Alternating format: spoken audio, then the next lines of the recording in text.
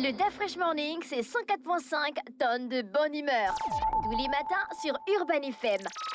La meilleure radio de la capitale. La meilleure radio de la capitale. Sur les 104.5 Urban FM, la station urbaine René Ruton commence le marathon des DJ.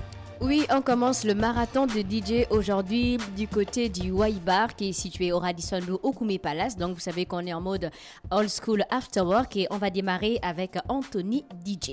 Anthony, bonjour. Bonjour Da Fresh. Comment tu vas? Ça va super. Il y a la forme. Un peu, ça va. DJ Anthony, on entend beaucoup parler de toi, mais tu as commencé du côté de Port-Gentil ou de Libreville en fait?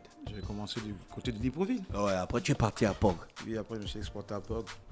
Bon, c'était plus un kidnapping quand même. Comment ça un kidnapping? Explique-nous. Ouais, mais à la base, j'étais parti passer un week-end à Port-Gentil. Puis après, le week-end a duré 5 ans. Ouais. Ça s'est transformé en opportunité en fait. En quelque sorte, ouais. Mais c'était une bonne opportunité. Oui, c'était une belle et bonne opportunité. Est-ce que quand tu es parti de Libreville pour ton week-end à Port-Gentil, tu avais déjà le niveau que tu as eu après les 5 ans? Parce qu'à la base, tu n'es pas parti pour taffer. Non, à la base, c'était pour chiller. Oui. Ouais. Mais après, c'était une bonne expérience parce qu'on profite au fil du temps. En fait. Ouais. Voilà, donc c'était plus évolutif qu'aujourd'hui. D'accord. Est-ce que tu mixes beaucoup plus dans les boîtes de nuit? Est-ce que le public il est le même que celui de Libreville? Est-ce qu'ils sont assez stricts sur le choix de tes musiques par exemple? On va dire que les boîtes de nuit que j'ai fréquentées à Port-Gentil, on va dire, bon, la boîte de nuit que j'ai fréquentée, ils étaient un peu stricts quand même. Ouais, C'est quoi strict? Comment on t'impose un genre de musique? Non, c'est pas qu'ils imposent, mais ils sont très urbains. Vraiment, c'est vraiment un style hip-hop, R&B.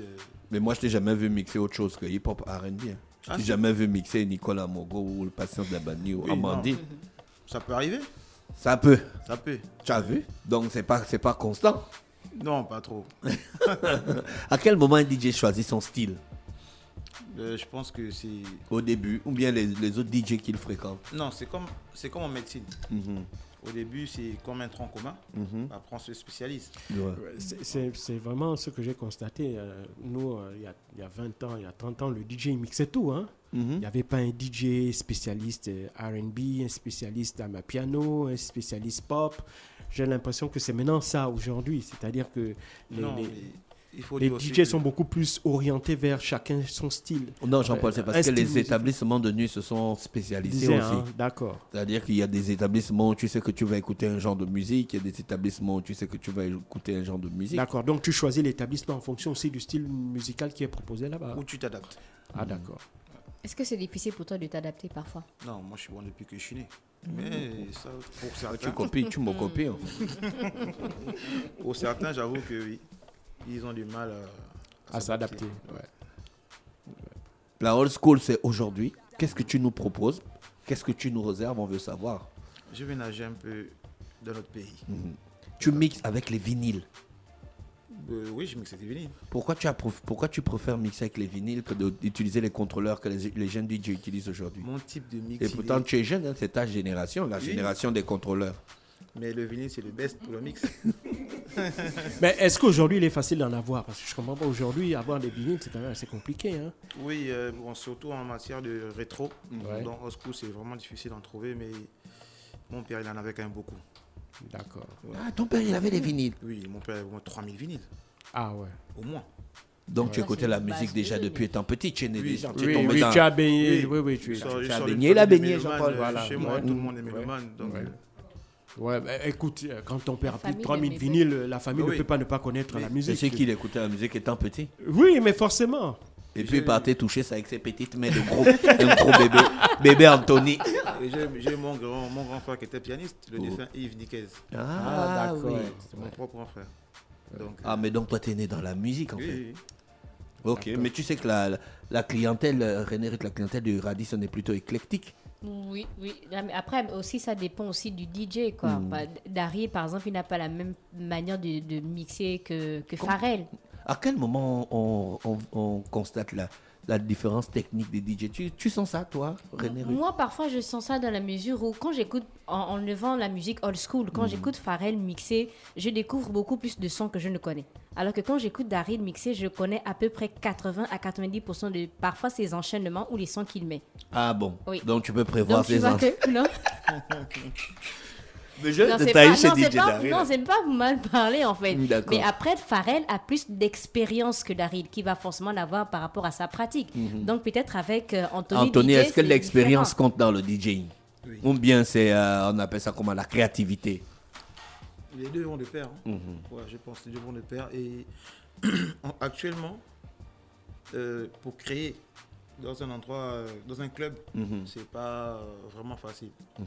C'est plus en mode, comme on appelle chez nous, en DJ, le mode freestyle. Oui. Mix d'un mix, voilà. C'est ça. D'accord. Mais toi, tu crées des vibes avec le matériel que tu as souvent. Oui. J'écoute les vibes que tu crées souvent en No Stress. On sent que bon, la partie là, c'est lui-même qui a inventé ça.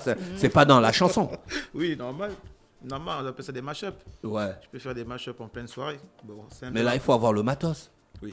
Ouais, parce que j'ai quand même un bon matos à disposition. Quand même. Je veux dire, est-ce qu'un DJ, c'est comme un athlète de haute compétition, c'est-à-dire qu'il y a la pratique et puis il y a l'entraînement derrière. Est-ce sûr. que, Oui, bien est-ce que- évidemment. Voilà. Oui, c'est- Ils, comment ont, ça des, se ils ont des contrôleurs chez eux. Les gars, ils mixent la nuit. Non, Quand ils n'ont rien à moi, faire. Moi, j'ai pas de contrôleur. Moi, j'ai des CDJ 2000. Ouais. J'aime pas trop les contrôleurs. D'accord, ok. Donc, tu utilises encore les CDG 2000. Oui. Et donc, tu mixes avec les CD. Oui. Waouh, Ah, mais ça c'est doit rare. être lourd, hein? Mais non, si c'est bien rangé, bien classé, bien répertorié, il n'y a pas de problème. Pourquoi tu veux pas t'aligner sur la technologie des contrôleurs?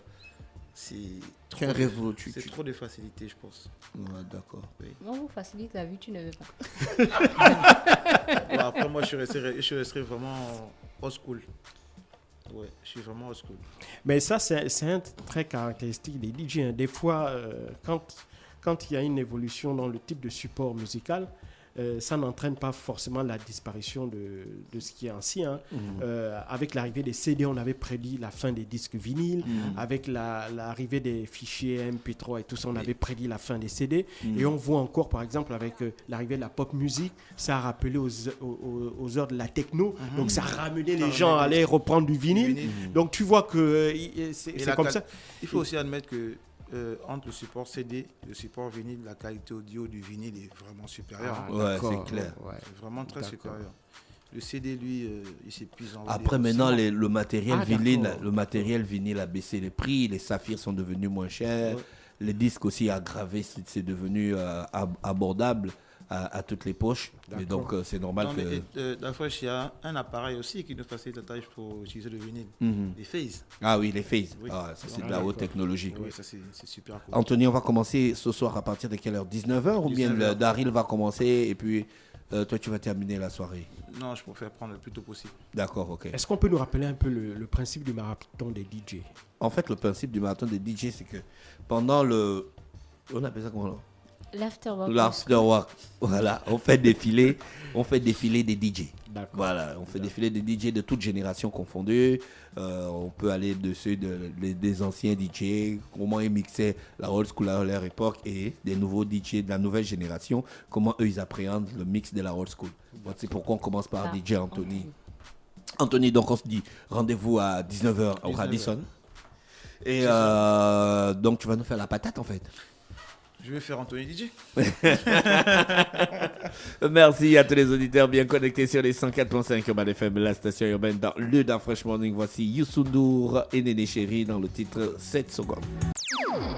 Le Da Fresh Morning, c'est 104.5 tonnes de bonne humeur. Tous les matins sur Urban FM. La meilleure radio de la capitale. La meilleure radio de la capitale.